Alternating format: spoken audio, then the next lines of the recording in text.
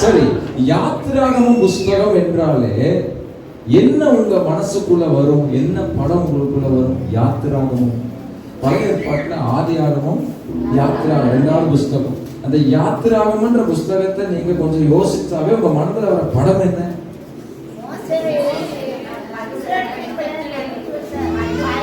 ஏன் எத்தனையோ பிக்சர் இருக்குது, மோசே விடவே மாட்டீங்களா? சொல்லுங்க. பயணம். எல்லாரும் சொல்லுங்க பார்க்கலாம். யாத்திரை, அதான் யாத்திராகமம். பாத யாத்திரை சொல்றோம்ல, ஒரு யாத்திரை. ஒரு பெரிய தேசத்தினுடைய பயணம் அது யாத்திராகமம். உங்களுக்கு எத்தனை பேருக்கு தெரியும்? பைபிள்ல படிக்கும்போது யாத்திராகமத்தை படிச்சோம்னா நிறைய பேருக்கு ஒரு எழுச்சி வரும். ஆனா நிறைய பேர் நம்ம வாசிக்கும் பொழுது நீங்க பார்த்தீங்கன்னா யாத்திராகமம் என்று சொன்னாலே துன்பம் நிறைந்த பயணம் தான். வாழ்க்கை பயணம் ஒரு துன்பம் நிறைந்த ஒரு பயணமாக தான் இந்த யாத்திராகமம் இருக்கும்.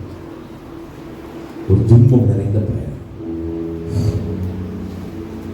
இஸ்ரவேல் ஜனங்களை குறித்து இந்த யாத்திராகமத்தில் தெளிவா நம்ம பார்க்கிறோம். இந்த இஸ்ரவேல் ஜனங்களுடைய வாழ்க்கையில நார்மலா வாழ்ற வாழ்க்கை அவங்க வாழல, சிறுமைப்பட்ட வாழ்க்கை வாழ்ந்தார்கள். இப்படி கூட சொல்றேன், ஒரு கூட்டம் இந்த இஸ்ரவேலர்களை சிறுமைப்படுத்தினது. ஒடுக்கப்பட்டவர்களாக, சிறுமைப்படுத்தப்பட்டவர்களாக வாழ்ந்தார்கள். அவ வாழ்க்கையில சந்தோஷம் என்பது குறைவு, கவலையும் துன்பம் என்பதுதான் நிறைவா இருந்தது. இவங்க எப்படிப்பட்ட வாழ்க்கை வாழ்ந்தாங்கிறத சீக்கிரமா உங்களுக்கு சொல்லிட்டு நம்ம வாக்குறதுக்கு நேராக நம்ம கடந்து செல்லலாம். யாத்திரா புஸ்தகத்துக்கு வாங்க, வேதத்தை திருப்பி 1ஆம் அதிகாரம் 13, 14 வசனங்களை வாசிங்க பார்க்கலாம். 13, 14 வசனங்களை வாசிங்க.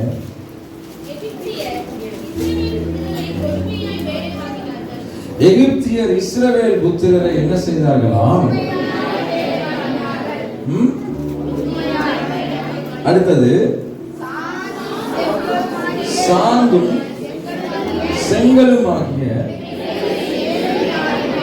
வயலில் செய்யும் சகலவித வேலையினாலும் அவர்களுக்கு அவர்கள் ஜீவனையும் கசப்பாக்கினார்கள்.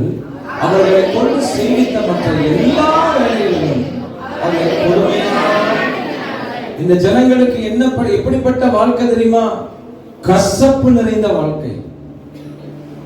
உங்கள் வாழ்க்கை கூட இன்றைக்கு கசப்பு நிறைந்த வாழ்க்கையா தான் இருக்கு பாஸ்டர் நீங்க சொல்லலாம். இந்த ஜனங்கள் லிட்டரலா எல்லா இடத்துலயுமே நெருக்கப்பட்டார்கள். அதுவும் பாருங்க, ஒரு வேலை இல்ல, எல்லா வேலையும், சகலவித வேலையிலும் செங்கல் வேலை செய்யறாங்க, வயல்ல வேலை செய்யறாங்க. அவர்களை கொண்டு மற்ற என்னென்னலாம் செய்யணுமோ எல்லா வேலையும் வாங்கி அவர்களுடைய ஜீவனையே கசப்பாக்குற மாதிரி சிறுமைப்படுத்தப்பட்ட. அப்படின்னா நான் வாழ்றதே வேஸ்ட். எனக்கு இருக்கிற இந்த சோதனை, எனக்கு இந்த துன்பம், யாருக்கும் வராத துன்பம் எனக்கு வந்திருக்கு. நான் அனுபவிக்கிற இந்த துன்பத்தை என்னால் தாங்கிக் கொள்ள முடியல என்று எத்தனையோ முறை அழுதிருப்பாங்க, எத்தனையோ முறை கெஞ்சிருப்பாங்க, எத்தனையோ முறை காத்திருப்பாங்க. அதெல்லாம் ஜீவனை கசப்பாக்குறதுல என்ன தெரியுங்களா? ஒரு பர்சன்டேஜ் கூட வாழ்க்கையில முன்னேறிடுவோம், வாழ்க்கையில சந்தோஷம் வந்துடுவோங்கிற நம்பிக்கையற்றவர்கள் தான் இந்த ஜீவனும் கசப்பா வாழ்ற வாழ்க்கை. அப்படின்னா வாழ்றது வாழாம போயிடலான்னு கடைசியா சூசைட் லெவலுக்கு போறாங்க. இவங்களே என்னன்னா சுத்தமா அவங்க வாழ்க்கையை வெறுக்கிறவர்கள். லைஃபை சுத்தி பார்த்தா கசப்பு நிறைந்த வாழ்க்கை. ஏன் இப்படி கசப்பு நிறைந்த வாழ்க்கை வந்துச்சுன்னா, இந்த ஜனங்கள் சிறுமைப்படுத்தப்பட்டார்கள். அல்லேலூயா சொல்லுங்க. என்ன படுத்தப்பட்டார்கள்? ஒரு எகிப்து என்கிற ஒரு அரசாட்சியின் மூலமாக, பார்வோன் என்கிற ராஜாவின் மூலமாக, பார்வோன் கீழே இருக்கிற மக்கள் மூலமாக இந்த மக்கள் சிறுமைப்படுத்தப்பட்டார்கள், ஒடுக்கப்பட்டார்கள், வேதனை நிறைந்து ஒரு கசப்பு நிறைந்த வாழ்க்கையை வாழ்ந்தார்கள். யாருக்கும் அவங்க லைஃபை பிடிக்கல. அவங்க லைஃபை பார்த்தாலே அவங்களுக்கு சோர்ந்து போயிடுறாங்க. வீட்டை பார்த்தாலும் சோர்வு, குடும்பத்தை மனைவி பார்த்தா சோர்வு, பிள்ளைகளை பார்த்தாலும் சோர்வு. என்ன எத்தனை கண்ணீர், எத்தனை துன்பம். இப்படிப்பட்ட வாழ்க்கை தான் அவங்க வாழ்க்கை. முதல்ல அவங்க எப்படிப்பட்ட வாழ்க்கை வாழ்ந்தார்களா? கசப்பான வாழ்க்கை. சொல்லுங்க பார்க்கலாம். சரி, அடுத்த அதிகாரம் எடுங்க. 6ஆம் அதிகாரத்துக்கு வாங்க. 9வது வசனத்தை வாசிங்க பார்க்கலாம். 6வது அதிகாரம் 9வது வசனம்.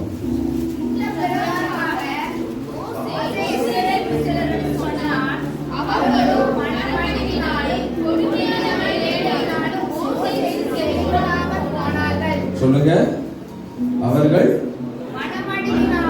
மனமடிவினாலும்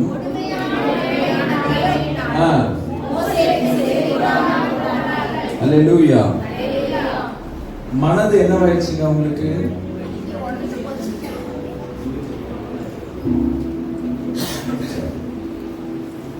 மனசு மடிந்து போனது அப்படின்னா மனசோர்வு. வாழ்க்கையில எந்த சோர்வு வந்தாலும் நம்ம என்ன பண்ணிடலாம்னா தாண்டிடலாம். மனசுல ஒரு சோர்வு வந்துச்சுன்னா அந்த சோர்வுல இருந்து வெளிவரது ரொம்ப ரொம்ப கஷ்டங்க. நீ அநேகருடைய முகத்தை நான் தேவனுடைய பார்வையில பார்க்கிறேன். உங்க மனதுல பயங்கர சோர்வு. இந்த ஜனங்கள் தங்களுக்கு ஏற்பட்ட இந்த சிறுமைப்படுத்தப்பட்ட வாழ்க்கையினால உங்க மனசுல என்ன வந்துச்சுன்னா பெரிய சோர்வு.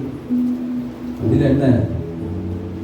அந்த நிம்மதி, சந்தோஷம், சிரிப்பு, அந்த ஒரு ரிலாக்ஸேஷனே இல்லாம நித்தம் அவங்க வாழ்க்கையில அழுகையும், நித்தம் டெய்லி அவங்க வாழ்க்கையில புலம்பலும், டெய்லி அவங்க வாழ்க்கையில பெருமூச்சும் தான் இருக்குது.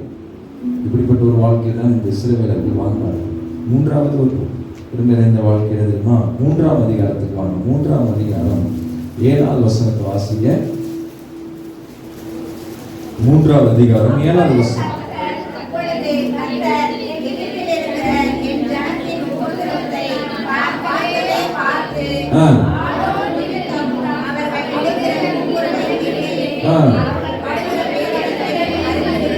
அவர்கள் எப்படிப்பட்ட வாழ்க்கை வாழ்கிறார்கள் என்றால் வேதனை நிறைந்த, முதல்ல என்ன சொன்ன? கசப்பு நிறைந்த வாழ்க்கை. 2வது மனசோர்வு நிறைந்த வாழ்க்கை. 3வது வேதனை. எல்லாரும் சொல்லுங்க பார்க்கலாம். சிறுமைப்படுத்தப்படுறதுனால என்ன அடைஞ்சாங்கன்னா வேதனை அடைந்தார்கள். இப்படிப்பட்ட வாழ்க்கையை தான் இந்த இஸ்ரவேலர்கள் வாழ்ந்து கொண்டிருந்தார்கள். அருமையானவர்களே, இவர்களை பற்றி படிக்கிற நமக்கு இன்றைக்கு ஒரு செய்தி காத்திருக்கிறது.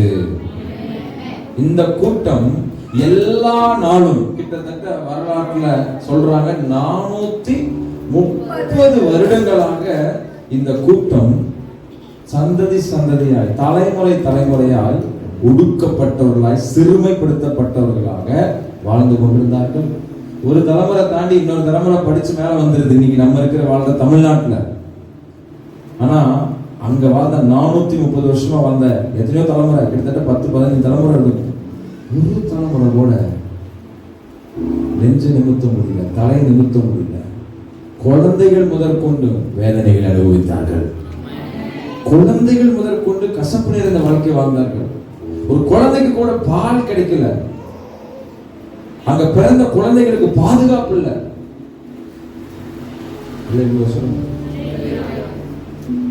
இந்த ஏரோது இந்த பார்வோன் இருக்கான் பாருங்களேன், எவ்வளவு மோசமானவன் தெரியுமா? நம்ம சும்மா சிம்பிளா வாசிக்கிறோம். கசப்பா ஜீவனை எண்ணினார்கள், வேதனை நிறைந்திருந்தார்கள், மனமடிவாக இருந்தார்கள் என்று சொல்லி நம்ம சும்மா வாசிக்கிறோம். ஏங்க அந்த தேசத்துல பிறக்கிற ஆண் குழந்தைகள் எல்லாத்தையும் கொல்ல சொன்னாங்க. எந்த ராஜாவது பண்ணுவாங்க?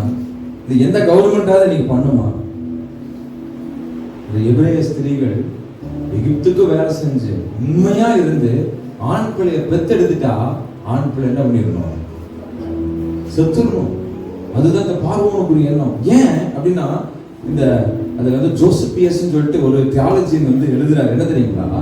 ஏன் பார்வோன் ஆண் பிள்ளைகளை கொல்ல சொன்னாங்க தெரியுமா?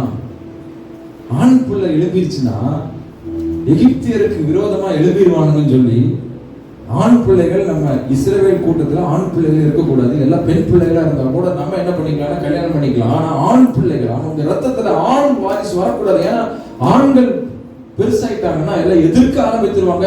இந்த கூட்டம் நம்ம எதிர்க்கவே கூடாது என்கிற ஒரு தொலைநோக்கு பார்வை அவனுக்கு தன்னுடைய அரசாட்சியில எதிர்க்கவே கூடாதுன்னு சொல்லி ஆண் பிள்ளைகள் எல்லாம் கொள்றான். எத்தனையோ பெண்களை கெடுத்து போடுறான். அந்த கூட்டம் வேலை அதிகமா வாங்குது, சம்பளம் அதிகமா கொடுக்கல, பயங்கரமான ஒரு உபத்திரவம், வேதனை நிறைந்த, கசப்பு நிறைந்த, சோர்வு நிறைந்த வாழ்க்கை வாழ்ந்த அவர்கள் ஒன்று செய்தார்கள். என்ன பண்ணாங்க? தங்கள் தேவனாகிய கர்த்தரை நோக்கி கூக்குரலிட்டார்கள். அன்பானவர்களே, இந்த ஆண்டு இறுதியிலே நாம் நம் தேவனை நோக்கி கூப்பிட்டார் கர்த்தர் இப்படிப்பட்ட வாழ்க்கையை மாற்றுவதற்கு ஏதுவாய் நமக்கு ஆசீர்வாதத்தை தருவாரா? அவர்கள் செய்தது என்ன தெரியுமா? ஆலோட்டிகளின் நிமித்தம் வேதனைப்பட்டு ஆண்டவரை நோக்கி கூப்பிடுறாங்க. ஆண்டவரே எங்களை என்ன பண்ணுங்க, ரட்சிங்க ஆண்டவரேன்னு கூப்பிடுறாங்க. சரிங்க, இப்படிப்பட்ட வாழ்க்கையில ஏங்க அவரை நோக்கி கூப்பிடணும்? ஏதாவது ஒரு கேஸ் போட்டு இல்ல ஏதாவது ஒரு உலகத்திலேயே ஏதாவது நமக்கான ஒரு சமூக நீதியோ அல்லது ஒரு ஏதோ ஒரு ஜஸ்டிஸ் நம்ம என்ன பண்ணலாம், சேர்ந்து ஏதாவது போராடி ஜஸ்டிஸ் வாங்கிடலாமேன்னு சொல்லி இந்த இஸ்ரவேல் ஜனங்கள் போர்க்களம் பிடிக்கல, மாறாக எகிப்தியர்களை விட இஸ்ரவேலர்களுடைய கூட்டம் தான் என்னவா இருந்துச்சு சொல்லுங்கம்மா?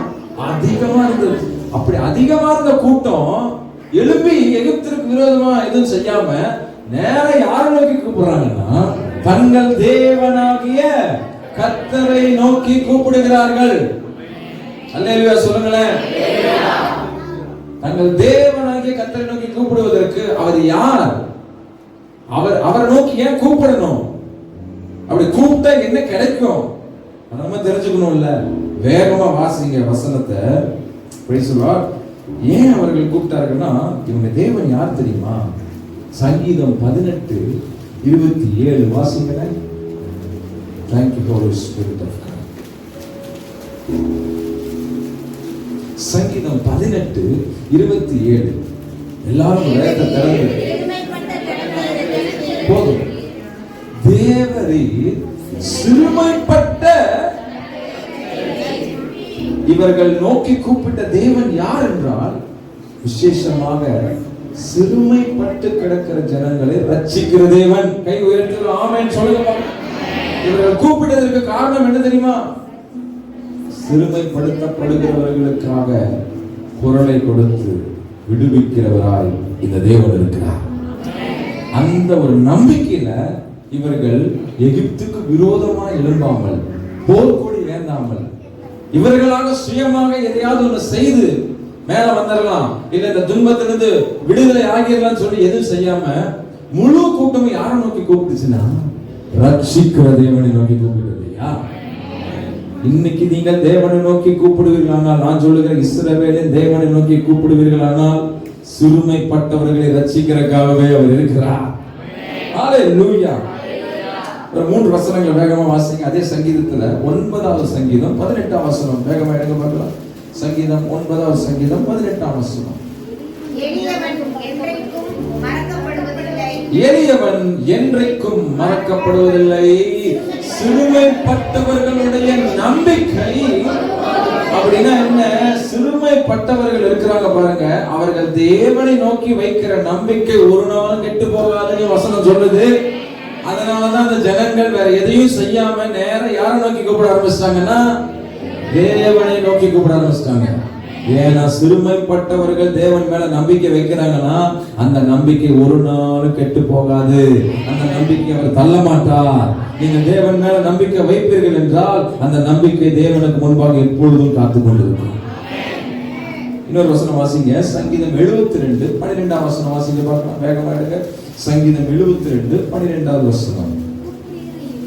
வாசிங்க வேக வேகமா வாசிங்க. நல்ல உற்சாகமா சுறுசுறுப்பா வாசிங்க. கூப்பிடுகிற எளியவனையும் உதவியற்ற, என்ன அருமையான வார்த்தை. சிறுமையானவனை ரட்சிக்கிறதே பெரிய விஷயம். அதுலயும் உதவியற்ற சிறுமையானவனை இயேசு விடுவிக்கிறவர். நல்லா கை தட்டி ஆமென் சொல்லுங்க பார்க்கலாம். ஐயா அம்மா, இந்த இஸ்ரவேல் ஜனங்கள் ஏன் மற்ற எந்த ஒரு நபர்களிடத்திலும் இருந்து விடுதலை எதிர்பார்க்காமல் வேற எந்த தெய்வங்களையும் ஏறெடுக்காமல் இஸ்ரவேலர்கள் தங்கள் தேவனை ஏன் நோக்கி கூப்பிட்டார்கள் என்றால், இந்த தேவன் யார் என்றால், இந்த தேவன் உதவியற்ற சிறுமையானவர்களை ரட்சிக்கிற தேவனாய் இருக்கிறார்.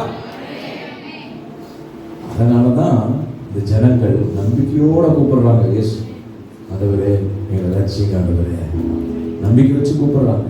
எங்களால தாங்க முடியல, இந்த கசப்பான வாழ்க்கைங்களால வாழ முடியல, சாகவும் முடியல, ஏன்னா எங்களை கொல்லவும் மாட்டேங்கிறான். ஏன்னா அந்த சிறுமைப்படுத்தப்படுற வாழ்க்கையை குறித்து நான் இந்த வசனம் வாசிச்சு சொல்றேன். அது உங்க லைஃப்ல யாருக்காவது பொருந்தும், கண்டிப்பா பொருந்தும். 3வது வசனம் வாசிக்கலாமா? அதே சங்கீதம் 90வது சங்கீதம் 15ஆம் வசனம் எடுங்க. ஐயாவா எடுங்க பார்க்கலாம். ஏதோ இயேசுவை பார்க்குற மாதிரி என்னை பார்த்துட்டு இருக்கீங்க. கைகளை திறந்து பார்க்கலாம். சங்கீதம் 90:15. தேவரீர் எங்களை சிறுமைப்படுத்தின நாட்களுக்கும் நாங்கள் துன்பத்தை கண்ட வருஷங்களுக்கும் சரியா எங்களை மகிழ்ச்சியாக்குவீராக. அப்படின்னா இந்த தேவன் யார் என்றால், சிறுமைப்பட்டவர்களை விடுவிக்கிற தேவன் மாத்திரமல்ல, சிறுமைப்பட்ட பொழுது வேதனை அனுபவித்தார்களே, அந்த வேதனைக்கு பதிலாக இவர்களை விடுவித்து மகிழ்ச்சியாக்குகிற தேவனாய் இருக்கிறார். அதனாலதான் இந்த தேவனை இவர்கள் வெயிட் பண்ணாம கூப்பிட ஆரம்பிச்சிட்டாங்க. ஆண்டவரே எங்களை ரட்சிங்க, ஆண்டவரே தேவனே எனக்கு இரக்கம் செய்யுங்க, எங்களுக்கு தேவனே இந்த கசப்பான வாழ்க்கை வாழ முடியல, சாகவும் முடியல, விட்டுட்டு போகவும் முடியல. ஏன்னா என்னை நம்பி பிள்ளை இருக்கிறாங்க, என்னை நம்பி மனைவி இருக்கிறாங்க, என்னை நம்பி தாய் இருக்கிறாங்க, என்னை நம்பி தகப்பன் இருக்கிறான். நானே விட்டுட்டும் போக முடியல. நான் போனா இவங்களை யார் காப்பாத்துவா? நான் இருந்தாலும் வேதனை, இல்லைனாலும் வேதனை.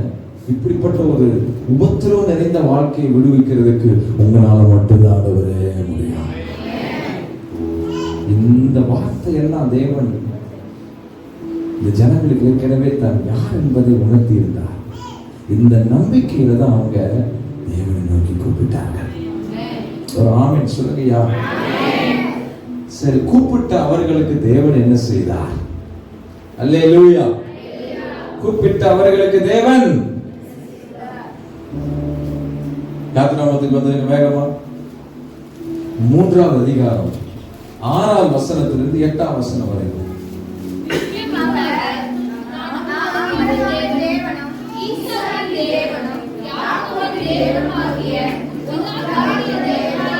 தேவனாய் இருக்கிறேன் என்றார். மோசே தேவனை நோக்கி பார்க்க பயந்ததினால் தன் முகத்தை மூடிக்கொண்டார்.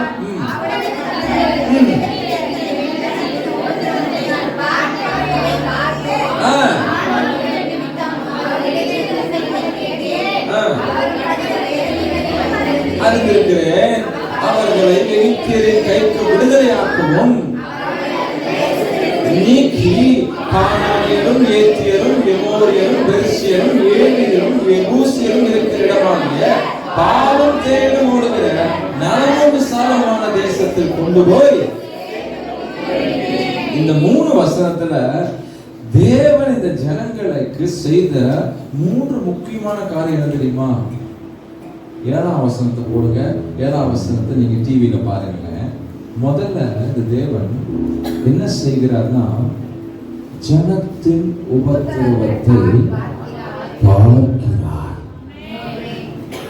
இந்த தேவன் யார் என்றால், நான் சொல்லுகிற தேவன், நான் சொல்லுகிற கடவுள் யார் என்றால், ஐயா அம்மா இங்க வந்திருக்கிற நீங்க எதற்காக வந்திருக்கிறீங்க? ஏதோ ஒரு நியூ இயர் செலிப்ரேஷன் பண்ண வரல, என் வாழ்க்கையில ஒரு புது வாழ்வு துவங்க வேண்டும் என்ற நம்பிக்கையோட தான் நீங்க கோயிலுக்கு வந்திருக்கிறீங்க. நான் சொல்லுகிற தேவன் கடவுள் யார் என்றால், உங்களுடைய உபத்திரவத்தை பார்க்கிற தேவனா இருக்கிறார். அவருக்கு கண் இருக்கிறது. உங்களுடைய வேதனைகளை அவர் பார்க்கிறார். உங்களுடைய உபத்திரவத்தை அவர் பார்க்கிறார். பார்ப்பது என்பது ரொம்ப முக்கியம். ஒரு பெட்டிஷன் கொடுக்குறோம்னா, இன்னைக்கு எல்லாம் பாருங்க, பெட்டிஷன் வாங்கி போய் கொடுத்துட்றாங்க. தப்பா சொல்லல, அவங்க பிஸியில் போய் கொடுத்துட்றாங்க. ஆனா இவர் மட்டும்தாங்க, நாம விடுகிற ஒரு சொட்டு கண்ணீரை கூட துருத்தியில வச்சு, எதுக்காக இந்த பிள்ளை கண்ணீர் விட்டுச்சு, எதுக்காக இந்த ஐயா மனசுல ரொம்ப சோர்வா இருக்கிறாரு, அந்த வேதனையை, அந்த உபத்திரவத்தை அவர் பார்க்கிற தேவனா இருக்கிறார். பார்த்தா என்ன எப்படிப்பட்ட எப்படிப்பட்ட வேதனை இவங்க அனுபவிக்கிறாங்க? என்ன நடக்குது இவங்களுக்கு? என்ன பண்றாங்க? இந்த கூட்டத்துக்கு விரோதமா, இந்த ஜனத்துக்கு விரோதமா, இந்த ஐயாவுக்கு விரோதமா, இந்த அம்மாவுக்கு விரோதமா, இந்த தம்பிக்கு விரோதமா என்ன நடக்குது? ஆவிக்குரிய உலகத்துல, இந்த பூமிக்குரிய உலகத்துல இந்த கவர்மெண்ட் என்ன பண்ணுது? பக்கத்து வீட்டுக்காரங்க என்ன பண்றாங்க? உங்களுக்கு எல்லாவற்றையும் பார்க்கிற தேவன். இரண்டாவது என்ன செய்யறாரா? அவர்கள் இடுகிற கூக்குரலை கேட்கிற தேவனா இருக்கிறார். முதல்ல பார்த்தார், இரண்டாவது கேட்கிறார். அப்படின்னா அவருக்கு என்ன இருக்குன்னு அர்த்தம்? நீங்க கூப்பிட்டு அவரு கேட்பாருங்க. இந்த கடவுள் கை தட்டி ஆமென் சொல்லுங்க. ஹalleluya. இவ்வளவுதான் கை தட்டுறீங்களா? அந்த கை தட்டி எனக்கே கேட்கலாம். அவருக்கு நல்லா கேட்கணும். ஹalleluya. நான் சொல்லுகிற ஆண்டவர் உங்கள் கூக்குரலை கேட்கறதுன்னா ஏதோ ஒரு சத்தம் கேட்குது, அங்க என்ன சத்தம் அப்படின்னு கேட்கிற அந்த கேட்கறது இல்ல, உங்கள் கூக்குரலை கவனிக்கிறவராயிருக்கிறார். He who listens all your iniquities.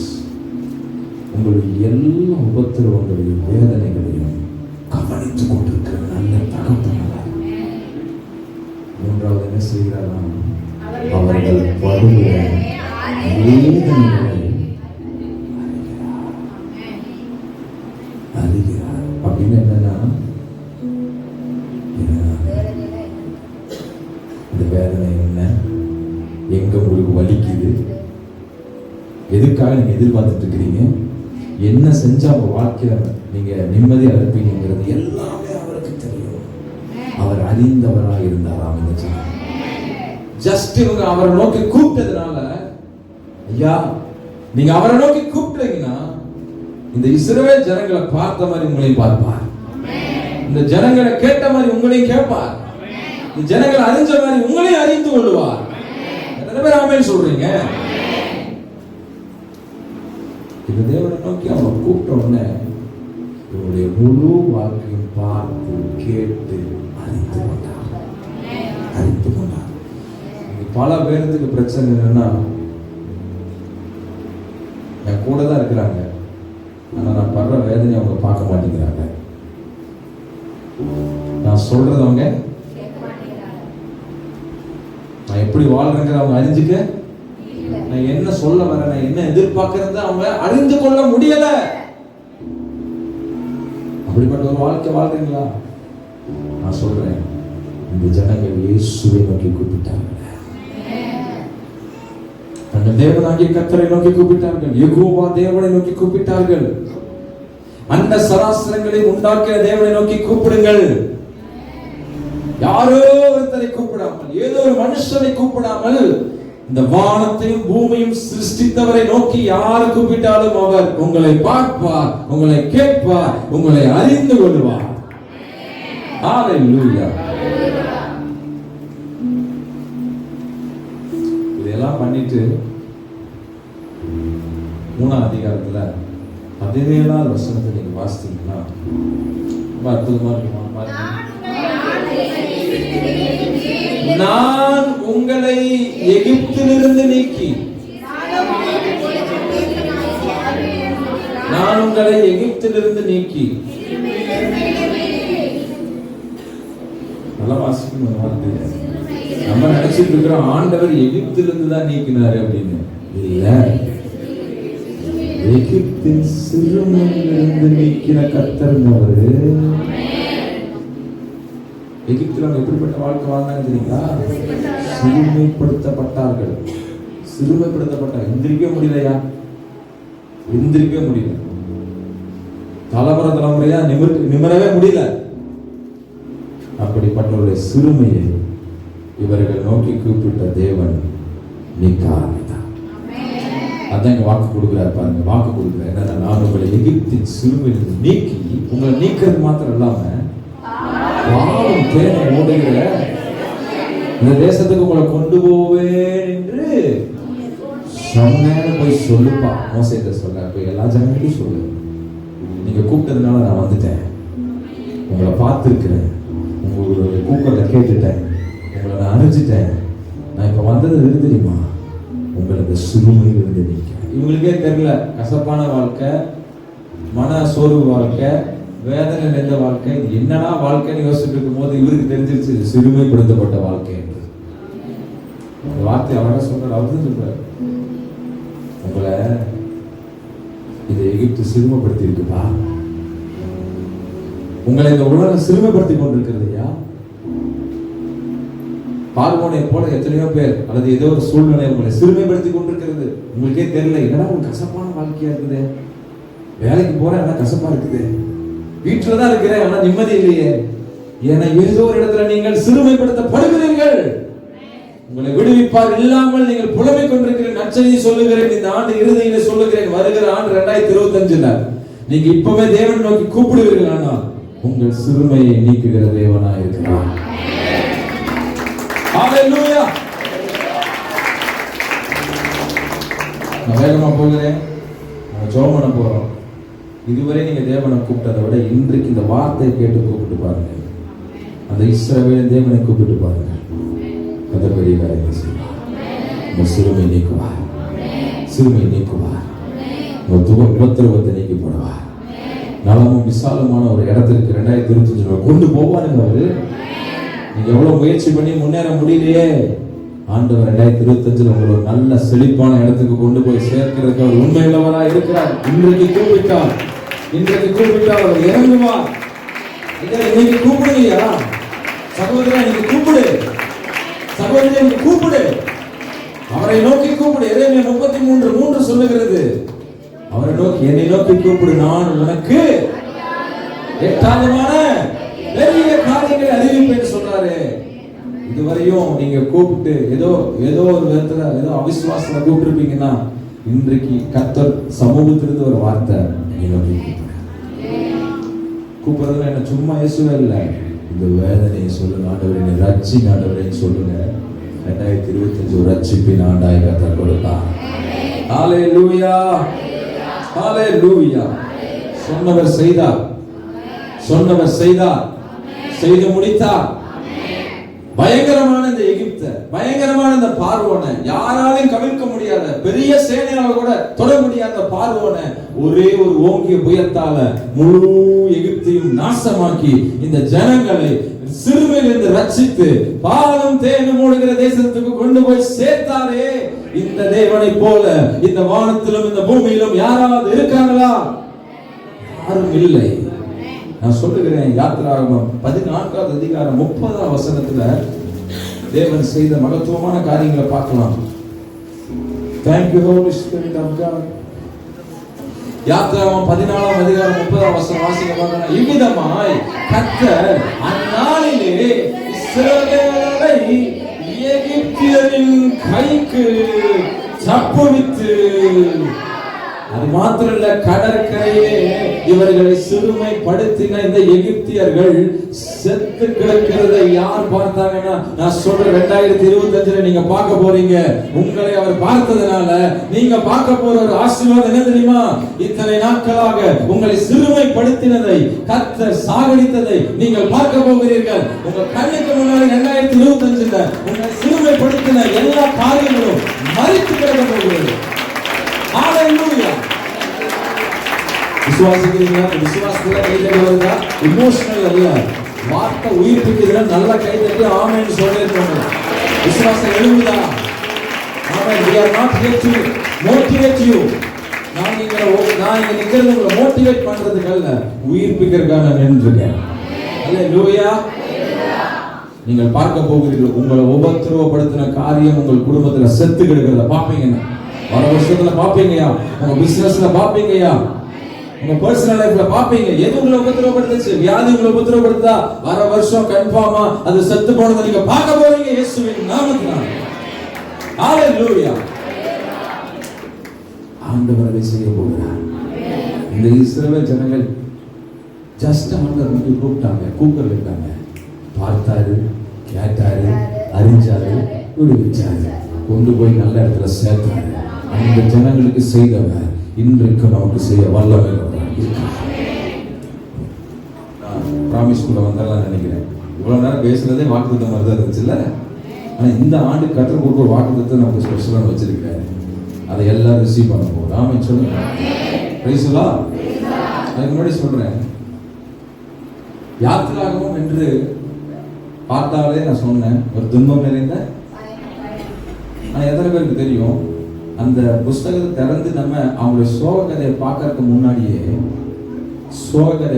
முன்னாடியே அவங்க வாழ்க்கையில் இருந்த அநியாயத்தை எல்லாம் பார்க்கறதுக்கு முன்னாடியே, என்னடா வாழ்க்கைன்னு சொல்லி பார்த்து நம்ம சோர்ந்து போகிறதுக்கு முன்னாடியே இந்த ஜனங்களை விடுவிக்கிற ரட்சகனாகிய மோசையை உயிர்த்திட மோசை ஆண்டவர் பிறக்க வச்சு மோசை ஆண்டவர் பேர் வச்சு அழைச்சிட்டாரா இல்லையா? சொல்லுங்க.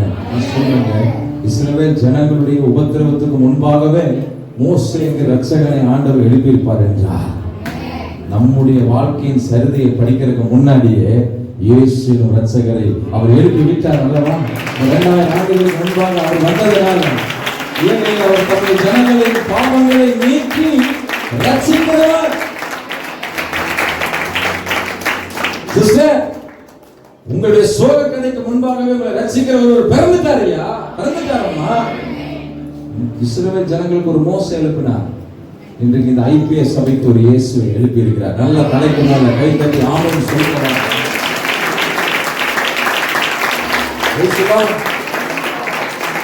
நம்புறீங்களா? இந்த ராத்திரிகள் நம்புறீங்களா? கடந்ததாயிற்று. நம்பிக்கை இல்லாத வாழ்க்கையை தான் நீங்க வாழ்ந்து வந்திருக்கிறீங்க, எனக்கு தெரியும். ஆனா உங்களை நான் உயிர்ப்பிக்கிறேன். இன்றைக்கு உங்கள் விசுவாசத்தை மறுபடியும் துவக்குகிறதுக்கு ஆண்டவர் இங்கே உங்களை கொண்டு வந்திருக்கிறார். பிளைண்டா நம்புங்க, குழந்தை போல நம்புங்க. நீங்க சொல்ற வார்த்தை குழந்தை போல ஏற்றுக்கொள்ளுங்க. உட்காந்து அப்படியே ஜீனியஸ் மாதிரி உட்காந்து கணக்கு போட்டுருக்காதீங்க. நடக்குமா நடக்காதா? குழந்தை மாதிரி நம்புங்க. கூப்பிடுங்க, குழந்தை மாதிரி கூப்பிடுங்க. குழந்தைக்கு தெரியுமா அப்பான்னு கூப்பிட்டா நம்ம நிக்கிறோம்ல, அம்மானு கூப்பிட்டா உடனே நிக்கிறோம்ல. எங்க பொல்லாத தகப்பனாகிய பொல்லாத தாயாகிய நாமே நம்ம பிள்ளைக்கு ஏதோ ஒரு இடத்துல அப்பான்னு கூப்பிட்டா உடனே என்ன நிக்கிறோம்னா, நம்ம பரம தகப்பனை நோக்கி கூப்பிட்ட மனசார கூப்பிட்டோம்னா அவர் பார்க்காம இருப்பாரா? கேட்காம இருப்பாரா? கவனிக்காம இருப்பாரா? அறியாமல் இருப்பாரா? கூப்பிடுங்க. இன்னைக்கு உங்க வாழ்க்கையில் ஒரு பெரிய விடுதலை ஆண்டு தர போகிறார். சத்தமராமன் சொல்லுங்க.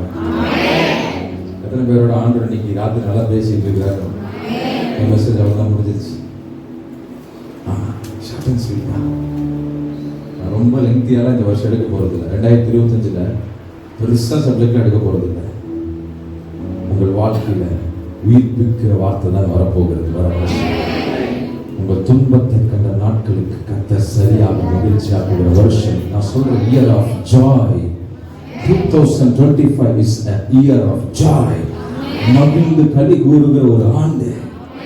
வாசிக்கலாமா? வாக்குத்தத்தத்தை திருப்பிடலாமா? வேகமா. இன்னைக்கு நிறைய பேர் இந்த இஸ்ரவேல் ஜனங்களை போல எங்களை பார்க்கறதுக்கு ஆள் இல்லை, எங்களை கேட்கறதுக்கு ஆள் இல்லை, எங்களை கவனிக்கிறதுக்கு ஆள் இல்லைன்னு சொல்லி கடைசியா இயேசு ஆண்டவர் நோக்கி கூப்பிட்டு எல்லா விஷயத்தையும் வாங்கின மாதிரி இன்னைக்கு நீங்க கூட யோசிச்சிருக்கலாம். எங்களை பார்க்கறதுக்கு ஆள் இல்லை, எங்க காரியத்தை கேட்கறதுக்கு யாரும் இல்லை, எங்களை புரிஞ்சுக்கிறதுக்கு யாரும் இல்லைன்னு சொல்லல. யார் சொன்னது இல்லைன்னு சொல்லி இங்க ஆண்டவர் வைராக்கியமா நமக்கே எழுதி வச்சிருக்கிறார். ஏசாயா 29. வேகமா வாங்க பார்க்கலாம். ஏசாயா 29. Thank you Jesus. நிறைய ஆத்துமாக்கள் பிரசங்கத்தை நீங்க மார்க் தான் போட்டுருக்கு, ரிசீவ் பண்ற மாதிரி தெரியல. எல்லாம் ரிசீவ் பண்ணுங்க பார்க்கலாம். Praise the Lord. Thank you Jesus. இவர் எப்படி பண்ணுகிறார்? இயேசுவை பிரசங்கம் பண்ணும் பொழுது சினகாகுல சர்ச்சில் இந்த சில மூத்த பிரதான ஆசிரியர்கள் உட்காந்துருக்கு, இவருக்கு எப்படி இந்த அதிகாரம் வந்தது அப்படின்னு பார்த்துக்க கூடாது. இல்லையா? ஆமென் சொல்ல மாட்டீங்களா? உங்களுக்கு தான் ஆண்டவர் பேசிட்டு இருக்கிறாரம்மா, நீங்க உங்களுக்கு தான் பேசிட்டு இருக்கிறாரு. நீங்க வெறுமையாய் போவது தேவனுக்கு சித்தமே அல்ல. வெறுமையா போக கூடாது. ஆமென். 29வது அதிகாரம் வேகமா வாசிங்க. 29வது அதிகாரம் 17வது வசனத்திலிருந்து 19வது வசனம் வரை வாசிக்கிறேன். இன்னும் வாசிங்க. இன்னும் கொஞ்ச காலத்தில் அல்லவோ சிவகிரி ஐபிஏ செழிப்பான வயல்வெளி ஆகும். செழிப்பான வயல்வெளி சீக்கிரத்தில் ஒரு வனமாய் மாறும். ஹalleluya. இப்போ இந்த சிவகிரியில ஐபிஏ எப்படி இருக்குதுன்னா ஒரே ஒரு ஒத்த மரம் பட்ட மரம் மாதிரி இருக்கு. ஆனா ஆண்டவர் சொல்ற வார்த்தை, இன்னும் கொஞ்ச காலத்தில் அல்லவோ நீங்கள் செழிப்பான வயல்வெளியாய் மாறுவீர்கள். தனியா இருக்கிற நிறைய பேர் ஃபீல் பண்றீங்க. நான் ஆலயத்துக்கு தனியா வரேன், குடும்பத்திலேயும் தனியா தான் இருக்கேன், என் வாழ்க்கையே ஒரு தனிமைப்பட்ட வாழ்க்கை, எனக்கு எங்க போனாலும் மரியாதை இல்லை, சிறுமைப்படுத்தப்பட்ட வாழ்க்கையை வாழ்றேன்னு சொல்லி நீங்க வந்திருக்கிறீங்க. ஆண்டு சொல்றாரு, இன்னும் கொஞ்ச காலத்தில் இந்த தனியான லீபனோன் செழிப்பான வயல்வெளியான லீபனோன் அப்படியே நிற்காது, அது ஒரு பெரிய தோப்பாக காடாக மாறாது. இந்த வார்த்தைக்காக நன்றி சொல்றீங்க ஆண்டவருக்கு. அக்காலத்திலே செவிய புஸ்தகத்தின் வசனங்களை கேட்பார், குடிகளின் கண்கள் இருக்கும் அந்தகாரத்துக்கு நீங்களாகி. வர வருஷம் year of vision, year of listen. சொல்லுங்க, பேனால இருந்து எழுதி வச்சுக்கீங்க. இதெல்லாம் ப்ரொஃபெட்டிக்கா சொல்ற வார்த்தை, தீர்க்கதரிசனமா சொல்ற வார்த்தை. அதெல்லாம் ஆமேன்னு சொல்லணும், எடுத்து எழுதி வச்சுக்கணும், திரும்பி திரும்பி பார்க்கணும். இது உங்களுக்கு எனக்கு கொடுத்த வார்த்தை. வர வருஷம் நீங்கள் தேவனுடைய சத்தத்தை, ரகசியங்களை கேட்கிற வருஷம், நீங்கள் பார்க்க போகிற வருஷம். உங்கள் வாழ்க்கையினுடைய தொலைநோக்கு காரியங்களை வர வருஷத்துல நீங்க பார்க்க போறீங்க. இதுவரை பிளைண்டா இருந்தீங்கல்ல, போன வருஷம் இந்த வருஷம் வரை நீங்க எப்படி இருந்தீங்க? ஒரு பிளைண்டா, ஏதோ ஒரு பிறக்குது, காலையில எந்திரிக்கிறோம், சாப்பிடுறோம், தூங்குறோம், நாளைக்கு பிறக்கட்டு பார்க்கலாம், நாளைக்கு விடிட்டு பார்க்கலாம், சரி அது வாட்டுக்கு போகுது, நம்மளும் போவோம், ஒரு மாதிரி போவோம் அப்படின்னு போயிட்டு இருந்தீங்கல்ல. வர வருஷம் அப்படி இருக்காது, தெளிவா பார்க்க ஆரம்பிப்பீங்க. கர்த்தர் காட்ட போகிறார். சரி, இதெல்லாம் நடக்க போகுது. ஆனால் பிரத்யட்சமா நமக்கு ஆண்டவர் சொல்ற தீர்க்கமான வார்த்தை, வாக்குத்தத்த வார்த்தை, அது எங்க அடங்கி இருக்குன்னா 19ஆம் வசனத்துல இருக்கு. வாசிங்க.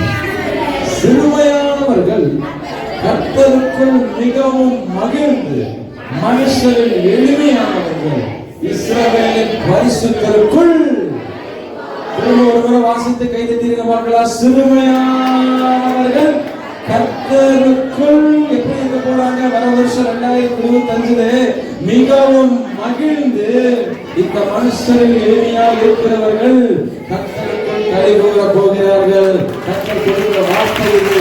நல்ல ஆமென் சொல்லி, அல்லேலூயான்னு சொல்லி அவருடைய வார்த்தை கனமாக பார்க்கலாம். அவருடைய வாயின் வார்த்தையில ஆமென் வரணும்.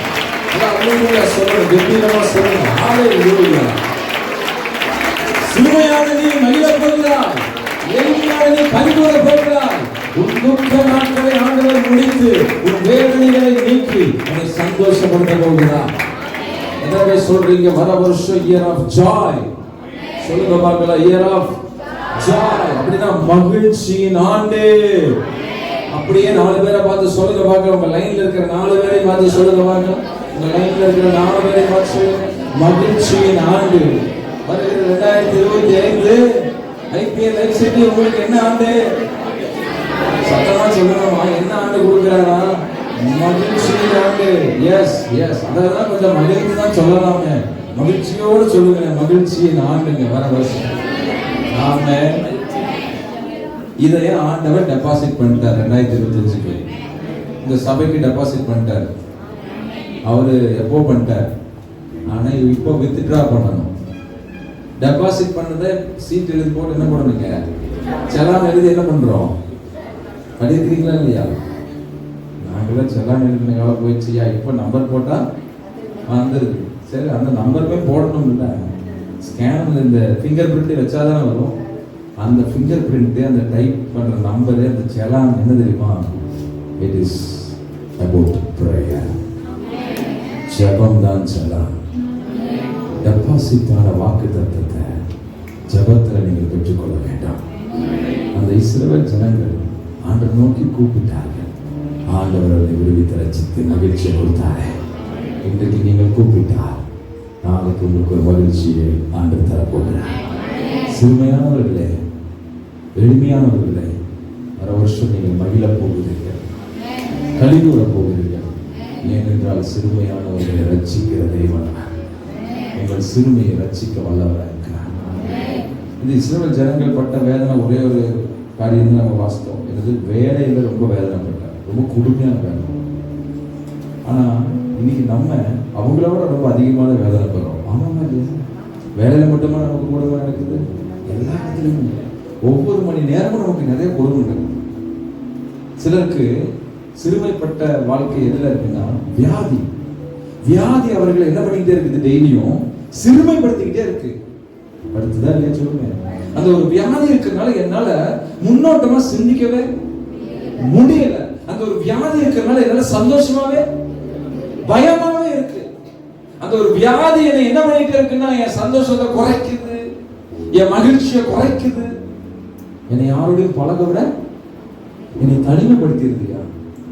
பயந்து பயந்து பயந்து பயந்து நாளுக்கு நாள் நான் இந்த வியாதி என்னை ரொம்ப தொல்லை பண்ணுது.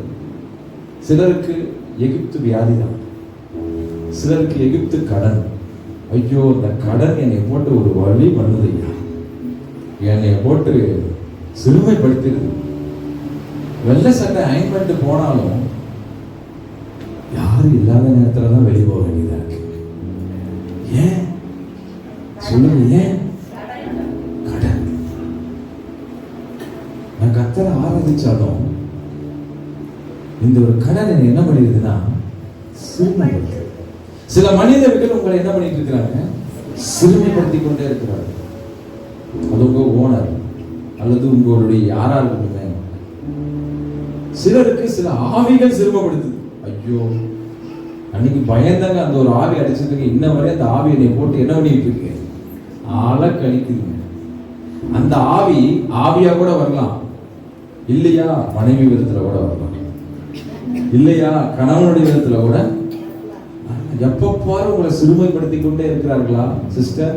உங்க கணவர் எப்ப பாரு ஐயா உங்க மனைவினால நீங்க சிறுமைப்படுகிறீர்களா? உங்களால எதுவும் முன்னோட்டமா போக முடியலையா? கடனால நீங்கள் சிறுமைப்படுகிறீர்களா?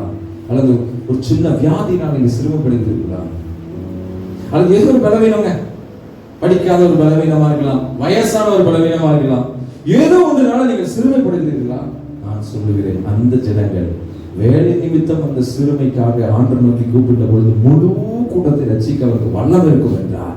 இன்றைக்கு உங்களுக்கு தனிப்பட்ட என்ன உபத்திரவமாக இருக்கட்டும், சிறுமையா இருக்கட்டும், நீங்கள் கூப்பிட்டால் என் இயேசு ரட்சிக்க வல்லமையுள்ளவராயிருக்கிறார். உங்களை மகிழ்ச்சியாக்குவார். நான் ப்ராமிஸ் பண்றேன், 2025 என் ஆண்டவர் உங்களை மகிழ்ச்சியாக போகிறார். உங்க கண்ணீர் எல்லாம் அவரே தொடச்சு வைப்ஸ் வச்சிருக்காரு அவரு. ஆமென் சொல்லுங்க. இல்லை சொல்ல மாட்டேன். அது என்ன வைப்ஸ் தெரியுமா? அவர் ஒரு வைப்ஸ் வச்சிருக்காரு. நீங்க பூமியில இருந்தா ட்ரை வைப்ஸ், வெட் வைப்ஸ் இருக்கு. இவர் வச்சிருக்கிற வைப்ஸ் ஒரு தடவை தொடச்சாருன்னு வச்சுக்கோங்களேன், ரொம்ப நேரத்துக்கு கண்ணீரே வராது. கை தட்டி ஆமென். ஒரு வருஷம் ஃபுல்லாவே வராது. ஒரு தடவை தொடச்சாலும் வராது. அவர் இன்னைக்கு இந்த சர்ச்சில் அவர் வந்தது நிறைய பேர் பாருங்க. இப்ப நான் வந்திருக்கிறேன், ஒரு பைபிள், ஒரு டைரி, அப்புறம் என் முகத்தை தொடக்கிறதுக்கு என்னது? நான் விசுவாசிக்கிறேன் இங்க இயேசு வந்திருக்கிறார், கட்சிக்கு வந்துட்டு வந்திருக்கிறார். ஏன் தெரியுமா? அவர் முகத்தை தொடக்கல, உங்க கண்ணீரை எல்லாம் தொடக்கணும். இந்த புதிய ஆண்டு உங்களை மகிழ்ச்சியாக்குகிற நாட்கள். துன்பத்தை கண்ட வருஷங்களுக்கு சரியாக எங்களை மகிழ்ச்சியாக்குகிற தேவன் இயேசு மட்டும்தான். எத்தனை நாள் நீங்க துன்பப்பட்டீங்களோ கணக்கு வச்சு அதுக்கு சரியாக உங்களை மகிழ்ச்சியாக்குகிறவர் நான் ஆராதிக்கிற இயேசு. எத்தனை பேர் நான் ஆராதிக்கிற இயேசுவை நீங்களும் இன்றைக்கு ஆராதிக்க வந்திருக்கிறீர்கள்? இயேசுவை நோக்கி கூப்பிடுங்கய்யா. இன்னைக்கு நிறைய பேர் 11 மணி 12 மணிக்கு ஏதோ ஒரு வருஷம் பிறக்குதுன்னு சொல்லி ரோட்ல சுண்ணாம்பு எழுதிட்டு பட்டாசு வச்சுட்டு கேட்க வெட்டிட்டு தூங்குறாங்க, பழைய பிரகாரம் இருந்திருக்கிறாங்க. நாங்களோ எங்களை மேன்மை பாராட்டவோ நாட்களை மேன்மை பாராட்டவோ வரல, ரத்தங்களையோ குதிரைகளோ மேன்மை பாராட்ட வரல. எங்களை ரட்சிக்க போகிற இயேசுவை மேன்மை பாராட்டி கொண்டிருக்கிறோம். நாங்கள் நம்புகிறோம் இந்த உலகத்திற்கு வர வருஷம் இருளா இருந்தாலும் ஆராதிக்கிற ஜெபிக்கிற எனக்கு மகிழ்ச்சியான ஆண்டு. அதற்கு மேல தட்டி சொல்லுங்க, மகிழ்ச்சியான ஆண்டு கர்த்தர் எனக்கு கொடுக்கிறார். சந்தோஷத்தின் ஆண்டை கொடுக்கிறார். ஹalleluya ஹalleluya ஹalleluya. உங்களை மகிழ பண்ணுவா, மகிழ பண்ணுவா. ஒரு முறை எல்லாரையும் பார்த்து சொல்லிருக்க பார்க்கல, உங்களை மகிழ பண்ணுவா, மகிழ. வர வருஷம் அதிகமா உங்க முகத்துல என்ன வரப்போகுதுன்னா சிஸ்டர் சொல்லுங்க சிஸ்டர், என்ன வரப்போகிறது? தீர்க்கதரிசனமா நீங்க பேசுங்க வாங்கல, என்ன வரப்போகுது? அதிகமாக முகத்துல மகிழ்ச்சி, மகிழ்ச்சி. சிரிக்க போறீங்க, எதிரியை பார்த்து நகைக்க போறீங்க, ஆமென். சூழ்நிலையை பார்த்து காமா இருக்க போறீங்க. கர்த்தர் உங்களை உட்கார வச்சு உங்களை ரட்சிக்க போகிறார். ஐயா, உங்க ஆண்டவர் யார் என்றால் உங்களை மகிழ்ச்சியாக்குவார். எப்படி மகிழ்ச்சியாக்குனாரு? Daily மகிழ்ச்சியாக்குனார், daily மகிழ்ச்சியாக்குனார். 10 வாதைய 10 நாளைக்கு கொடுத்து எதிரி வீழ்ச்சிய 10 நாளும் பதறாம பாருங்கடா. இன்னைக்கு ஒருத்தர் தண்ணி ரத்தமாகுதுன்னு பார்த்து எல்லாம் ஊரே என்ன ஆயிட்டு இருக்கு, அரண்டு போச்சு. அந்த பயத்திலிருந்து எகிப்து வெளிவரல, இந்த பார்த்துட்டு இருந்த இஸ்ரவேல் வெளிவரல. அடுத்த நாள் மறுபடியும் எதிரிக்கு மறுபடியும் ஒரு வெயிட். 10 நாளும் 10 வாதை. ஆண்டவர் எப்படி மகிழ்ச்சியாக தெரியுமா? எதிரடி வீழ்ச்சிய டெய்லியும் வச்சு வச்சு வச்சு ஜனங்களை மென்டலா என்ன பண்ற தெரியுமா? சிறுமைப்பட்ட அந்த அந்த நாட்களை ரெஸ்டோர் பண்றார். அவருக்கு ஒரு நாள் 1000 வருஷம் போடுவார். 10 நாள் 10,000 வருஷம், 430 வருஷம் தான் அவங்க சிறுமைப்பட்டாங்க. 10,000 வருஷத்துக்குரிய சந்தோஷம் கொடுத்துட்டாங்க. சந்தோஷம். சரி, அப்படிதான் எகிப்துக்குள்ள அப்படி சந்தோஷத்தை கொடுத்தாரு. கடைசி நாள் வேற லெவல்ல சந்தோஷம். என்ன பண்ணாரு? எல்லாம் போங்கடான்னு கடவுளே என்னது திறந்து விட்டாரு. சரி, அது திறந்து இந்த பக்கம் பார்டர் தாண்டியாச்சு. நீ பார்டர் தானே, அது அவர் ஏரியா தானே. அதுக்கு மேலே அவர் என்ன பண்ணணும்னு அவசியம் இல்லை. அதுக்கு மேலே உங்களை தானே எகிப்துல இருந்து மீட்டாச்சுல. நீங்க பாட்டு போறாங்க, திடீர்னு கண்மலையில இருந்து தண்ணி வருது, காத்தனுக்கு காட வருது, வானத்திலிருந்து மண்ணா வருது, பாட்டு பாடுறாங்க, எதிரியெல்லாம் தங்களுக்குள்ள விழுகிறாங்க, அப்படியே புரண்டு வருகிற யோர்தான் குமிஞ்சு நிக்குது, எரிகோ சுத்தி வந்து ஆணு கத்துறாங்க, சுவரை இடிச்சு விடுகுது. ஐயப்பட்ட மாட்டீங்கல்ல, டெய்லியும் சந்தோஷம், டெய்லியும் சந்தோஷம். 40 வருஷமா உங்களுக்கு சந்தோஷம். கானானுக்குள்ள போறாங்க, அங்கேயும் சந்தோஷம். நான் சொல்றேன், நீங்கள் சிறுமைப்பட்ட நாட்கள் எவ்வளவா இருக்கட்டும், இந்த வருஷம் ஃபுல்லா சிரமப்பட்டிருந்தீங்களா? 2024 ஃபுல்லா சிரமப்பட்டிருந்தீங்களா? ஒரு வியாதினால, ஒரு கடனால, இல்ல தனிமையினால நீங்க சிரமப்பட்டிருந்தீங்களா? வர வருஷம் எண்ணி வச்சுக்கோங்க, எல்லா நாளும் சந்தோஷத்தை கொடுக்கறது தான் எல்லா நாளும் வருவாங்க. அவங்களுக்கு சந்தோஷம் இதா பெற்றுக்கொள்ள இலவசமா கொடுக்குறாங்க. உங்களுக்கான ஆவிக்குரிய மண்டலத்துல வார்த்தையை டெபாசிட் பண்ணிட்டாருல. நம்ம ஜெபித்து பெற்றுக்கொள்ள போகிற எத்தனை பேர் ஜெபித்து பெற்றுக்கொள்ள வந்திருக்கீங்களா? ஐயா, இன்னைக்கு நான் அந்த வார்த்தையை கேட்டு எனக்குள்ள ஒரு நம்பிக்கை வந்திருக்கியா. நானும் இயேசுவ பண்டிகை கால கிறிஸ்துவனால கிறிஸ்துமஸ்க்கு நியூ இயருக்கு இன்னும் எப்பயாவது எட்டி பார்ப்பேன். இன்னைக்கு நான் வந்திருக்கிறேன், எனக்கு ஒரு நம்பிக்கை வந்திருக்குது. என் ஜபத்தை கேட்பாரா? நான் கூப்பிட்டா அவரை கண்டிப்பா பார்த்து கேட்டு உணர்ந்து எனக்கு விடுதலை தருவாரானா? நான் சொல்லுகிறேன், கர்த்தரே ஊழி நான் சொல்லுகிறேன், என் ஆண்டவரை நோக்கி கூப்பிட்டு ஒருவரையும் புறம்பே தள்ளினதே கிடையாது. உங்களுக்கு நம்பிக்கையா கூப்பிடுங்கய்யா. இன்னைக்கு ஆண்டை நோக்கி கூப்பிடுங்க, உங்க வேதனையை நீக்கி போட வல்லவராக. Please stand up all.